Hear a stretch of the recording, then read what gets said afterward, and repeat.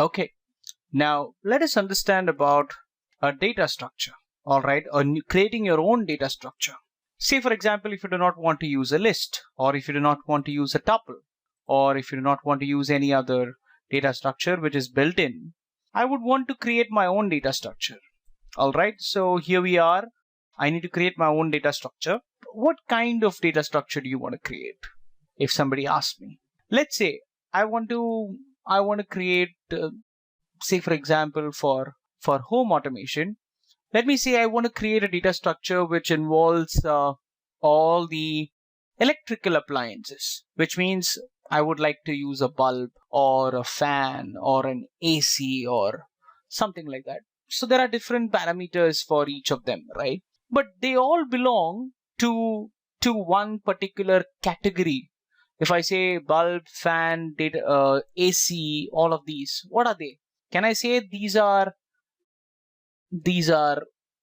something like, I can call them as home appliances or something like that, or I can say, yeah, home appliances or home essentials, home electrical essentials.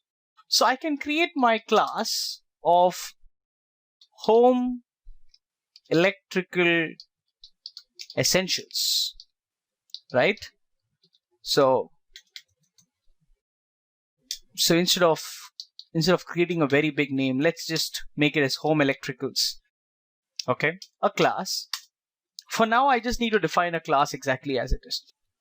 So I want to create, so in this home electricals data structure will contain a bulb, it can contain a fan, it can contain, so there are going to be, say for example, in class integer, for class integer, it was always just numbers which were contained by each of the objects, right?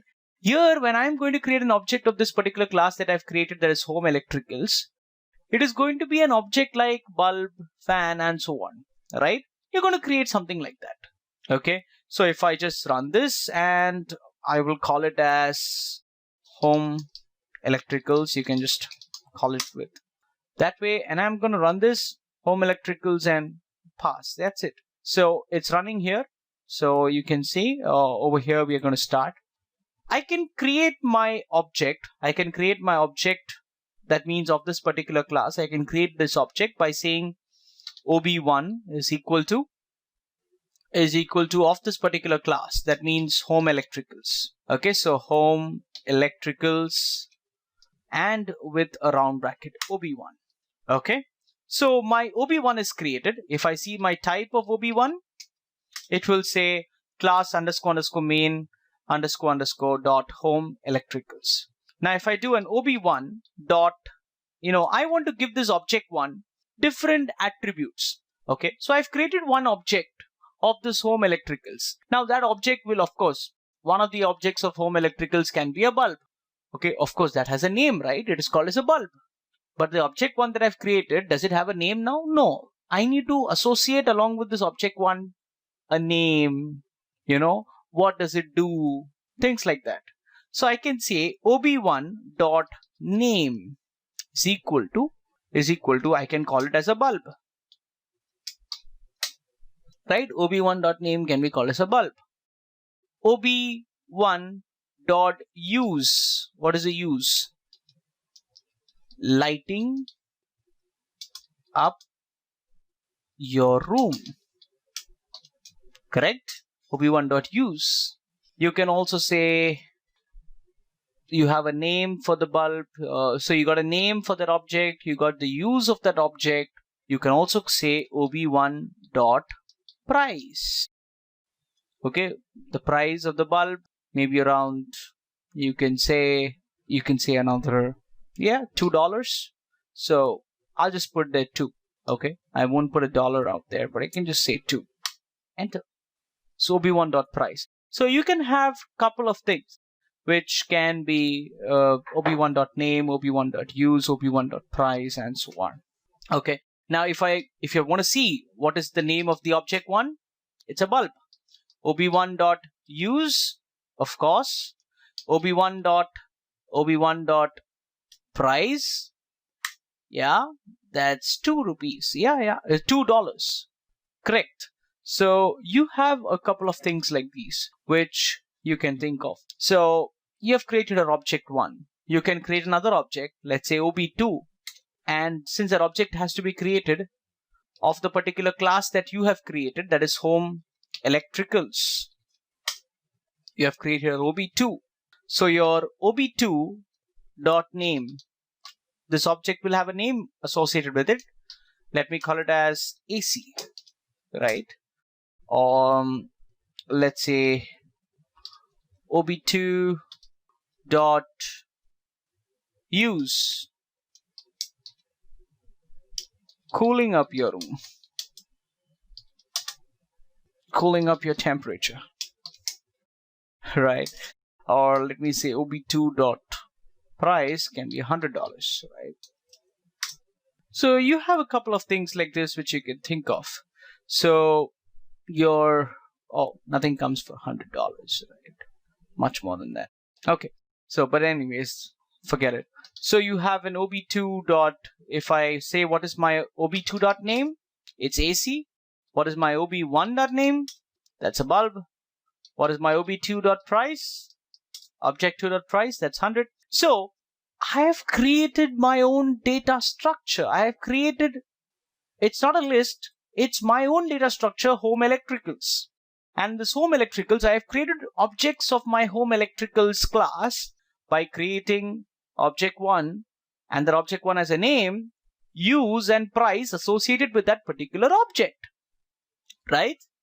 So these are a few things that you can think of when you create your own data structure, okay? Because storing each of these in different variables, if I don't create a home electricals class, storing them in different variables is going to be a huge thing to do all the time. You always need to think about using classes and objects. That's the best way of going about with things like that, right? Especially when you have a couple of things out there. Now, let's say I want to, use this. Now comes the question, sir, where exactly are these things getting stored? Like the name, use, and the price, which are connected with OB1. Where are they getting stored exactly? Each of the objects have something associated with them. Each of the objects have, as you can see, when I write OB1 dot, it gives me those 3 things, name, price, and use. These are the 3 attributes of OB1. The attributes of OB1 are name, price, and use. That has been defined. But it is actually stored for OB1. There is something called as a dictionary. A dictionary is associated with every object. A dictionary is associated with every object. So I can say OB1 dot underscore dict underscore. This is the dictionary which is associated with every object. Underscore dict underscore. Enter. Can you see this dictionary has these 3 things? Key value pair, that is price is 2, use is lighting up your room, name is bulb. A dictionary which has all these things. That is why this is how it is getting stored. OB2 dot underscore dict underscore. This is how the attributes of each object are getting stored in the memory, right? They are being stored as dictionaries. Hope this is very clear about how objects are created and stuff like that, right? Now, whenever an object is created, I want to create something like this. Instead of creating OB3, of course, I want to create this home electricals. OB3 is equal to home electricals. But instead of just saying home electricals, I want to pass some parameters and create it at the time of creating the object itself. When I create the object, up till now I had not passed any parameters, right? I just created the object and then I gave some attributes for it directly. Now, when I create the object, I want to pass some parameters. Okay, like say for example, OB3 is a fan, right? And let me say the use is cooling, and let me say the price is something like $20, something like that. Enter. What is the error? What does it say? Object takes no parameters, which means we need to redefine our class. We cannot just leave it as pass. We need to redefine our class if we need to pass a few parameters. Hope that is clearly understood. So now I need to redefine my class such that when this is passed, I'll be able to access it and do something with it, right? What can we do?